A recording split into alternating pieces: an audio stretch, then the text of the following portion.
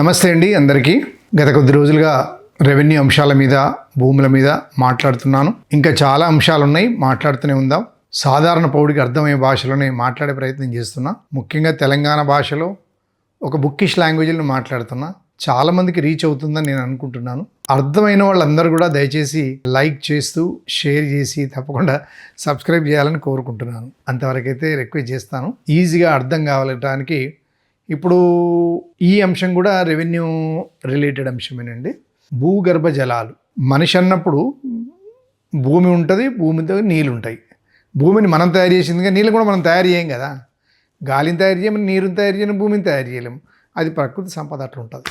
ఆ ప్రకృతి సంపద ఇచ్చింది పొదుపుగా వాడుకొని ఉండాలి. అత్యధికంగా ఆశపడి అవసరాన్ని మించి తీసుకొని, కొంచెం ఇబ్బందికరంగా చెప్పాలంటే కక్కుర్తి అంటారు కదా, అవి పడకుండా మనము మన అవసరాల పూర్తిగా తీసుకోవాలి. భూమి అనేది నీళ్లు పడతాయి, ఇంకుతూ పోతాయి.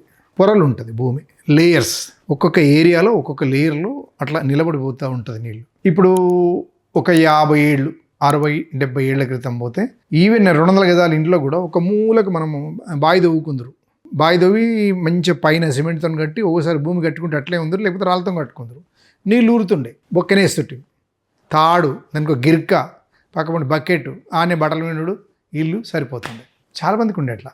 ఒక ఊరు పెద్ద బావి, కొన్ని చుట్టుముట్టు గిర్కలు ఉంటుండే, బొక్కని పడి తోడుకుందరు. బొక్కని పడిపోతే పాతాలు గడిగేసి తిద్దరు. ఇవన్నీ పాత సంప్రదాయం. మేము అంటే ఊళ్ళో అనుభవించినాం కాబట్టి. మంచినీళ్ళు తాగుదురు, అయిపోవు, ఏం కాకపోవు. కానీ కొన్నిసార్లు పురుగులు పడి అవి పడి డైరియా కూడా చాలామందికి వచ్చి చాలామంది సఫర్ అయ్యేవాళ్ళు. ఇప్పుడు ఆ పరిస్థితి లేదు. అంత శాస్త్రీయంగా బాగా డెవలప్ అయినాము. రకరకాల పౌడర్స్ వేసి కలుషిత నీరు రాకుండా ప్రయత్నం చేస్తున్నాము. అయినా కూడా అక్కడక్కడ కలుస్తున్నాయి. కానీ మనం ఇక్కడ మాట్లాడుకునేది బోర్వెల్ గురించి. మా ఇంట్లో ఒక బోర్ ఉన్నది, మా పక్క ఆయన బోర్ ఉన్నది, ఆ పక్క ఆయనకు బోర్ ఉన్నది. మరి ఎట్లా చేసినాం? మన సన్న జల్లడ, దొడ్డు జల్లడ, పిడి జల్లడ అంటాం కదా, అట్లా అయింది భూమి అంతా. ఒక కుటుంబానికి ఎన్ని కావాలి? సైన్స్ ఏమంటుంది? ఒక మనిషికి పొద్దున ఉదయం 6 గంటల సంధి నేచర్ అంటే ప్రకృతిపరమైన పిలుపుల నుంచి రాత్రి పడుకునే వరకు 122 లీటర్లు, అప్రాక్సిమేట్గా ఒక 120 లీటర్ల నీళ్ళు అవసరం వస్తాయి. అట్లా క్యాలిక్యులేట్ తీసుకున్నా కూడా మనకు మస్తు అయిపోతాయి. బోర్ వేస్తున్నాం, వేసిన తర్వాత మనకు ఎంత లోతుకు పోతే నీళ్లు పడతాయి అనేది అది తెలుసుకొని నీళ్లు పడంగానే అక్కడ ఆపేసి ఉంచడం మంచిది. ఆ పక్క ఆయన అంట్లే ఉంటాడు. ఎందుకంటే ప్రభుత్వం కూడా ఎన్ని నీళ్ళు ఇస్తుంది, ఇవ్వలేదు కదా. అర్బన్ మొత్తం గ్రామాల నుంచి మొత్తం హైదరాబాద్ వలస వస్తున్నారు. ఆ వలస వచ్చిన వాళ్ళందరికీ కూడా 100 గజాలు, 20 గజాలు, 30 గజాలు, 200, 300, 500 ఇట్లా ఉన్నాయి. వాస్తవానికైతే ప్రతి బోర్ కూడా రిజిస్ట్రేషన్ కావాలి. మీరు బోర్ వేసే ముందు స్థానికంగా ఉండే అధికారి ఎంఆర్ఓ దగ్గరికి వెళ్ళాలి, అప్లికేషన్ ఇవ్వాలి. మీరు బోర్ వేసే ముందు అక్కడ నీళ్లు ఉన్నాయా లేవా చెక్ చేసుకోవాలి. భూగర్భ జల వాటికి సంబంధించిన నిపుణులు జియాలజిస్టులు పిలిపియాలి, టెస్ట్ చేయించాలి. ఎన్ని నీళ్ళు పడతాయి, పక్క వాళ్ళకి ఏమైనా కష్టమైద్దా అన్ని చూసుకొని ఆ బోర్ రిజిస్టర్ చేసుకోవాలి. ఎంఆర్ఓ గారు అనుమతిస్తారు, తహసీల్దార్ గారు అనుమతిస్తారు. లేకుంటే ఆ రిగ్ను సీజ్ చేసే పవర్ కూడా ఆయనకు ఉంటుంది. అంటే వేరే సోర్స్ లేవండి ఇంకా. ఎందుకంటే స్థానికంగా ఉండే అధికారి కాబట్టి ఆయన చేస్తాడు. మనం బోర్ వేసే ముందు ఇది సిటీకి సంబంధించి. ఊర్లల్లో ఒక బోర్కి ఇంకొక బోర్కి ఎంత దూరం ఉండాలి? 200 మీటర్ల డిస్టెన్స్ ఉండాలి అని అంటాడు. మరి సిటీలో ఏది ఉన్నదా? సిటీ కుటుంబం మనిషికి అవసరం పూర్తి నీళ్ళు కాబట్టి దానికి స్పెసిఫిక్గా ఇప్పటివరకు చట్టం ఏం లేదండి. ఆ ఫిగర్ అంటూ ఏం లేదు. కాకపోతే అందరూ ఉల్లంఘించుడే. స్థానిక తహసీల్దారు ఇప్పుడు మీకు అందరికీ, ఇప్పుడు మీరు కనుక బోర్ వేసుకుంటే మీకు మొదటి శత్రువు ఎవరు? స్థానికంగా ఉండి ప్రెస్ రిపోర్టర్లు అవుతుంది. దయచేసి చూసేవాళ్ళు మీరు ఏమన్నా అనుకోండి, నాకు సంబంధం లేదు. నేనైతే ఎక్కడ పోయినా కూడా ఒక ఆయన బోర్ వేసుకుంటుండంటే ఒక ప్రెస్ ఆయన ఎంఆర్ఓకి ఫోన్ చేస్తున్నాడు, తహసీల్దార్కి ఫోన్ చేస్తున్నాడు.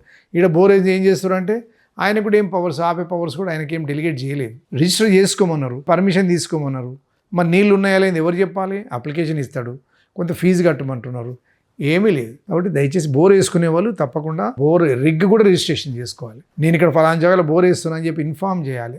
స్థానికంగా ఏం పొల్యూషన్ రాకుండా చూసుకోవాలి. ఇవన్నీ కూడా రిగ్ యజమానులు, బోర్ వేయించే అతను, స్థానికంగా ఉండే అధికారులు కూడా ఇవన్నీ చూసుకోవాల్సిన అవసరం ఉంటుంది. ఇంకొక విషయం ఏంటంటే, అదే వ్యవసాయ బావులు అయితే 1 ఎకరం ఉందనుకోండి, 1000, 200, 300, 500 పోయి ఆయన పొలాన్ని సరిపడా నీళ్లు కాకుండా కొంతమంది అమ్ముకునే సిస్టమ్ కూడా ఉన్నది. అమ్ముకునే సిస్టమ్ అంటే ఎట్లా చెప్పండి? మరిగా బోరు పడలేదు, నీళ్లు కావాలి, గవర్నమెంట్ ఇవ్వదు.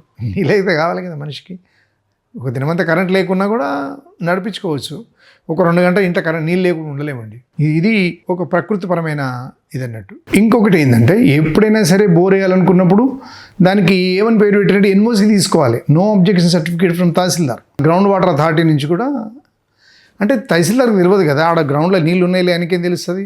మీరు ఇచ్చిన అప్లికేషను ఫామ్ 1లో ఇస్తారు, అది ఫిలప్ చేసి మీ అడ్రస్ ఇవన్నీ ఇస్తే ఆయన వాళ్ళని పిలిపించి ఇది చేయాలి. అవన్నీ ఏడైతే గ్రౌండ్ వాటర్ ఉన్నది ఏంటి ఆయనకు తెలియదు కదా. ఓన్లీ ఇల్లీగల్గా ఏమన్నా జరిగితే తను వచ్చి ఏమైనా కంప్లైంట్ చేస్తే అవి చేయాలి. ఎట్లా తెలుస్తుంది అని అంటే మీరు బోర్ మొదలు పెట్టకముందే ప్రెస్ రిపోర్టర్స్ వస్తున్నారు, ఆయనకు ఫోన్ చేస్తున్నారు, ఈయన వచ్చి ఆపమంటారు. వాళ్ళ భయాలు ఎక్కువ అయిపోయినాయి. వాళ్ళు రేపు పేపర్ వాళ్ళు కూడా దయచేసి ఆలోచించాలి. ఏంటంటే మీకేం అవసరం, చాలా ఇష్యూస్ ఉన్నాయి. మరి బోర్ వేలు మీరు వేపిస్తారా? వాటర్ ఇవ్వమని చెప్పి మీరు రాయించండి, మీరు వేయగలరా? వేయలేరు కదా, మరి వేసుకోవాలి కదా. అంటే మనిషి జీవికకు అవసరమైన కనీస అవసరాలు.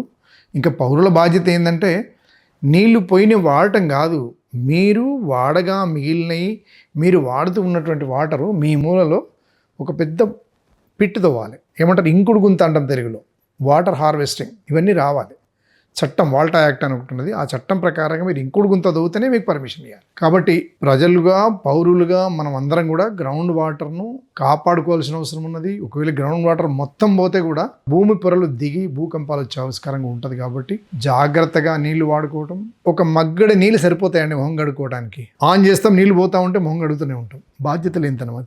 స్నానం చేయడానికి పెద్ద పెద్ద బకెట్లు తీసుకొని పోతాం, ఎంతో నీళ్ళు వృధా అవుతాయి. ఆ నీళ్ళని తీసుకొని అంటే యూజ్డ్ వాటర్ వాడుకోవడానికి, తర్వాత ఇవి అన్ని నీళ్లు వాడుకునేటట్టుగా ఇప్పుడు అమెరికన్ గవర్నమెంట్ ఏం చేసింది, ఈవెన్ ఈ నీళ్లు కూడా తీసుకొని పోయి 4-5 లెవెల్స్లో శుద్ధి చేసి ఆ నీళ్లు తాగంగా బిల్ గేట్స్ చూసినాం మనం. మీకు ఐడియా ఉందో లేదో. అంటే అంత నీటిని వృధా చేస్తున్నాం మనం.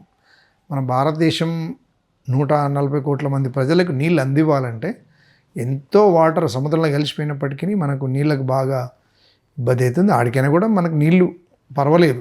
కాబట్టి గ్రౌండ్ వాటర్ను నిలుపుకొని కాపాడుకోవాల్సిన బాధ్యత మన అందరి మీద ఉంటుంది. అందరు పోయి తహసీల్దార్ మీద పడటము, లేకపోతే గ్రౌండ్ వాటర్ మీద డిపార్ట్మెంట్ పడటము, ఇవన్నీ కాకుండా మనము శాస్త్రీయంగా అవసరం మేరకు నీళ్లు వాడుకుంటే మనకు ఇది ఉంటుంది. ఈ కంట్రోలింగ్ అథారిటీ కూడా రెవెన్యూ డిపార్ట్మెంట్కే ఉన్నది. ఇది దృష్టిలో పెట్టుకొని పౌరులందరూ ఆలోచిస్తారని కోరుకుంటూ, తప్పకుండా ఈ కొంచెం అర్థమై ఉంటుందని నేను అనుకుంటున్నాను. Thank you.